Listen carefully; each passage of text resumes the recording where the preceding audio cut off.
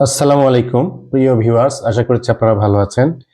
আজকে আমি ষষ্ঠ শ্রেণীর গণিতের অনুশীলনী 1.3-এর 10 নম্বর অঙ্ক পরীক্ষায় আসলে কিভাবে লিখে করতে হবে সেভাবে করে দিচ্ছি।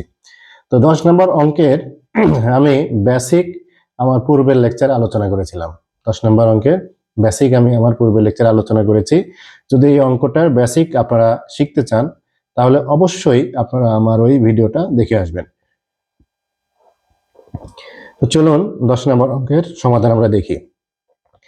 আমি একটু সর্দি কাশিতে ভুগছি, গলাটা একটু বসে গেছে, এই জন্য মানে আমার আওয়াজটা একটু কেমন জানি শোনাচ্ছে। তো চলুন আমরা কি করব, আমরা বেসিক আলোচনায় দেখেছিলাম যে যদি কোনো অঙ্কে ক্ষুদ্রতম সংখ্যা থাকে, এই ক্ষুদ্রতম কথাটা থাকে, তাহলে আমাদের অঙ্কটা লসাগু করে বের করতে হবে। তাহলে আমরা কি করব, যেহেতু এখানে ক্ষুদ্রতম লেখা আছে, এই টার্মটা পাচ্ছি, তাহলে আমরা কি করব, এই প্রদত্ত সংখ্যাগুলোর আমরা কি করব, লসাগু নির্ণয় করব। তাহলে আমরা লিখব কি, যে সংখ্যাগুলো দেওয়া আছে অর্থাৎ 12, 15, 20 ও 35-এর লসাগু নির্ণয় করি।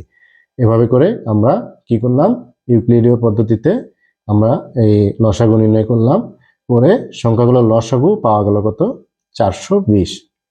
যদি প্রশ্নটা এমন থাকতো, এই 4 অঙ্কের এই কথাটা যদি বাদ থাকতো, শুধু যদি থাকতো যে কোন ক্ষুদ্রতম সংখ্যা এত এত এত দ্বারা নিঃশেষে বিভাজ্য, তাহলে এই এতটুকু পর্যন্ত করলেই কিন্তু অঙ্কটা হয়ে যেত। কিন্তু এই অঙ্কে একটা অংশ জুড়ে দিয়েছে, সেটা হলো কি, বলেছে 4 অঙ্কের কোন ক্ষুদ্রতম সংখ্যা। যেহেতু 4 অঙ্কের কোন ক্ষুদ্রতম সংখ্যা বলছে, তাহলে আমরা আগে 4 অঙ্কের ক্ষুদ্রতম সংখ্যাটা লিখে নিই। তাহলে 4 অঙ্কের ক্ষুদ্রতম সংখ্যা আমরা জানি 1 লিখে 3টা শূন্য। এখন দেখি যে 420 দিয়ে এটা নিঃশেষে বিভাজ্য হয় কিনা। কেন দেখছি, কারণ আমরা জানি কি, যদি কোনো সংখ্যার লসাগু দ্বারা অন্য একটা সংখ্যা নিঃশেষে বিভাজ্য হয়, তাহলে ওই সংখ্যাটা অবশ্যই যে সংখ্যার লসাগু দ্বারা বিভাজ্য হয়েছে ওই সংখ্যা দ্বারাও নিঃশেষে বিভাজ্য হবে। আমি আরেকটু করে বলি, সেটা হচ্ছে কি, আমরা যদি এই 12, 15, 20 এবং 35-এর লসাগু পেয়েছি কত, 420।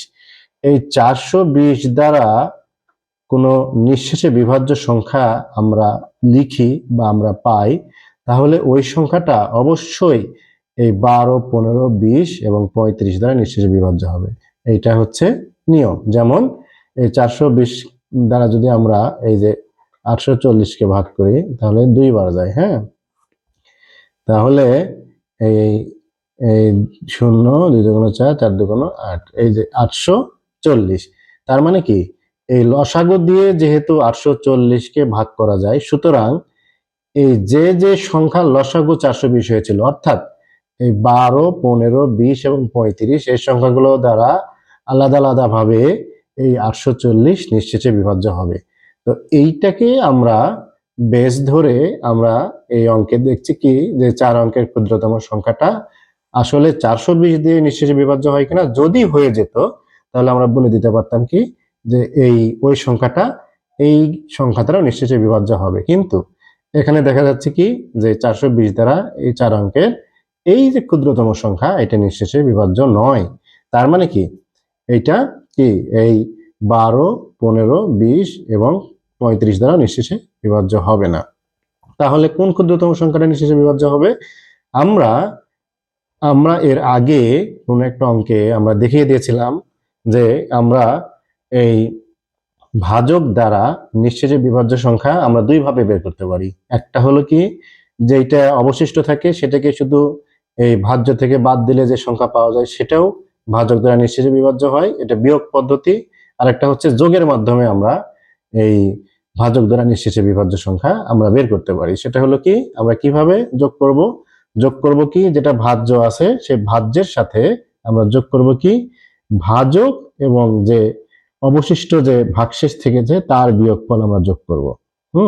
তাহলে এখানে আমি সেটাই করে দিচ্ছি। তাহলে নির্ণয় নিঃশেষে বিভাজ্য সংখ্যা কি হবে, একটা হবে সরাসরি এই বিয়োগ করে দিয়ে, অবশিষ্ট যেটা আছে সেটা বিয়োগ করে দিয়ে।